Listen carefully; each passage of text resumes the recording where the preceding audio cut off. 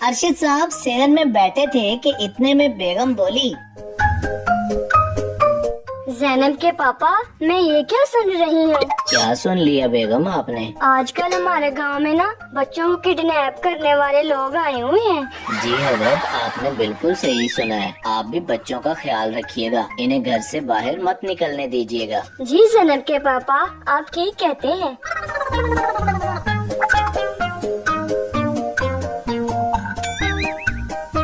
कि इतने में दुआ बोली, पापा जी, ये किडनैपर्स क्या होते हैं? दुआ बेटा, ये बुरे लोग होते हैं जो बच्चों को पकड़कर उनको उनके मामा पापा से दूर भेज देते हैं। पापा जी, अगर मुझे किसी ने किडनैप कर लिया तो? अल्लाह न करे दुआ, ऐसी बातें मुंह से नहीं निकालते। बस आपने किसी अजनबी की बात नहीं सुननी और किसी से चीज लेकर नहीं खानी। ओके पापा जी। देखा ज़ैनब के पापा, आपने इस दुआ का दिमाग तो हर वक्त उल्टा ही चलता रहता है। अगर आप पापा को दुआ के पापा कहोगी तो हो सकता है मेरा दिमाग सीधा चलना शुरू हो जाए। चलें हजरत, आप मुझे दुआ के पापा कह लिया करें। ठीक है ज़ैनब के पापा। बेगम की बात सुनकर अरशद साहब खूब हंसे तो दुआ ने अपना सर पकड़ लिया। अगले दिन दुआ अपनी मम्मा के पास ही सेहन में खेल रही थी। मम्मा जी, मैं कमाल चचा की दुकान से चीज़ ले आऊं? ठीक है दुआ, ले आओ मगर जल्दी आना। ठीक है मम्मा जी। दुआ भागती हुई बाहर चीज लेने चली गई और ज़ैनब की मम्मा पौधों को पानी देने लगी।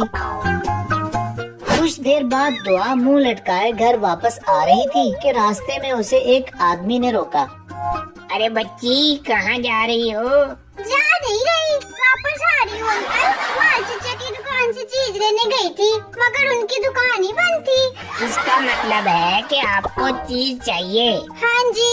आपका नाम क्या है बेटा? मेरा नाम दुआ है और मैं ज़ैनब के पापा की बेटी हूँ। आपको पता है मेरे पास एक बहुत मजे की कैंडी है, खाओगी? ये कहकर उस आदमी ने एक कैंडी दुआ की तरफ बढ़ाई। ये तो बड़े मजे की कैंडी लग रही है। ये दुआ अभी तक वापस क्यों नहीं आई? अल्लाह खैर करे। ज़ैनब की मम्मा दुआ का वेट करने लगी। उन्होंने घर के बाहर भी गली में देखा मगर दुआ कहीं दिखाई नहीं दी। आखिर ये दुआ कहाँ रह गई है? या अल्लाह, मुझे तो बहुत परेशानी हो रही है। जब कुछ देर गुजर जाने के बाद भी दुआ नहीं आई तो उन्होंने अरशद साहब को कॉल मिलाई। हेलो ज़ैनब के पापा, आप जल्दी घर आए, दुआ कहीं गुम हो गई है। क्या कहा? गुम हो गई? आप फिक्र न करें हजरत, मैं अभी घर आता हूँ। थोड़ी ही देर में अरशद साहब घर पहुँच गए। बेगम, क्या बात करती हैं आप? कहाँ चली गई है दुआ? आपने उसे बाहर अकेले जाने ही क्यों दिया था? दुआ कमाल चाचा की दुकान से चीज लेने गई थी और मैं यहाँ पौधों को पानी दे रही थी। काफी देर गुजर गई तो मैंने नोटिस किया कि दुआ अभी तक आई नहीं। मैं देखता हूँ बेगम। अरशद साहब ने दुआ को बाहर हर जगह ढूंढा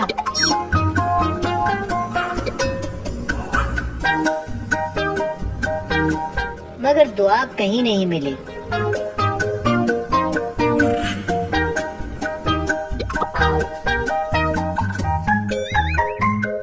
मेरा ख्याल में बेगम हमें पुलिस में राब्ता करना चाहिए। अरशद साहब ने अपने दोस्त इंस्पेक्टर अकरम को कॉल मिलाई। अस्सलाम वालेकुम इंस्पेक्टर साहब, क्या आप अभी मेरे घर आ सकते हैं?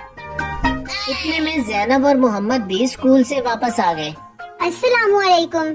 क्या हुआ मामा जी? दुआ कहीं नहीं मिल रही ज़ैनब, तुम्हारे पापा ने अभी पुलिस अंकल को कॉल की है। इस बात पर ज़ैनब और मोहम्मद भी बहुत परेशान हो गए। थोड़ी देर तक उनके घर इंस्पेक्टर साहब दाखिल हुए। अस्सलाम वालेकुम अरशद साहब, खैरियत तो है? आपने इतना अर्जेंट बुलवाया? खैरियत ही तो नहीं है इंस्पेक्टर साहब, दुआ बेटी कहीं गुम हो गई है, कुछ पता नहीं चल रहा। और अरशद साहब सारी बात इंस्पेक्टर को बताने लगे। सुनकर इंस्पेक्टर साहब सोच में गुम हो गए।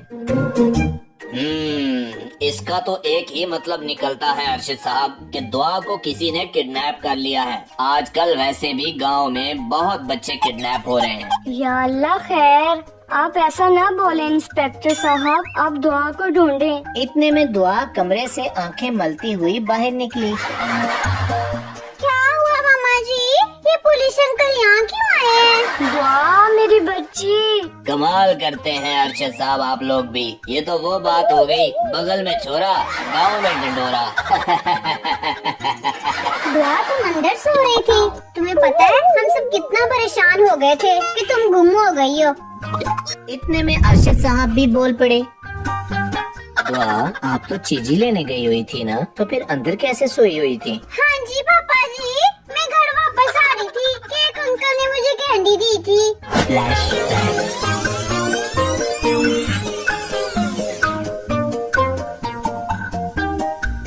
आपको पता है मेरे पास एक बहुत मजे की कैंडी है, खाओगी? ये कहकर उस आदमी ने एक कैंडी दुआ की तरफ बढ़ाई।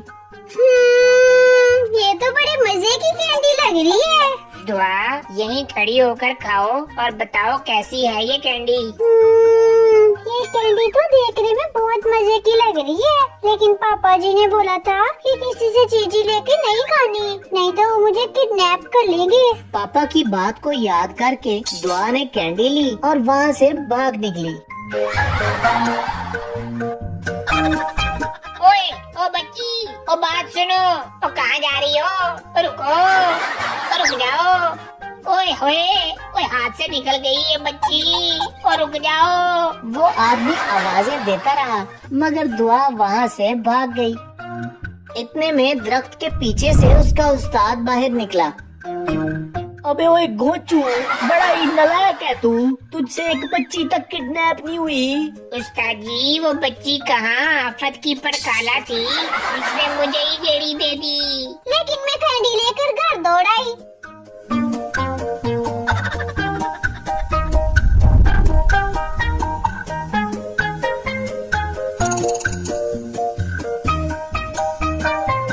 और घर आके जब मैंने वो कैंडी खाई तो मुझे बहुत नींद आई और मैं सो गई।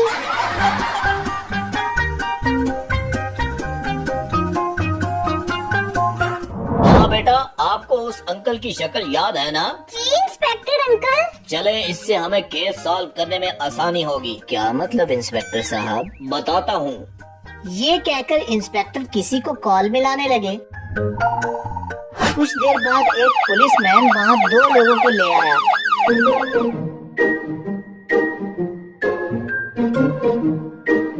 दुआ बेटा, और से देखो, यही है वो अंकल जिसने आपको कैंडी दी थी। जी इंस्पेक्टर अंकल, यही है। अब तो कोई शक नहीं है कि तुम दोनों ही वो किडनैपर्स हो। पकड़ो इन दोनों को।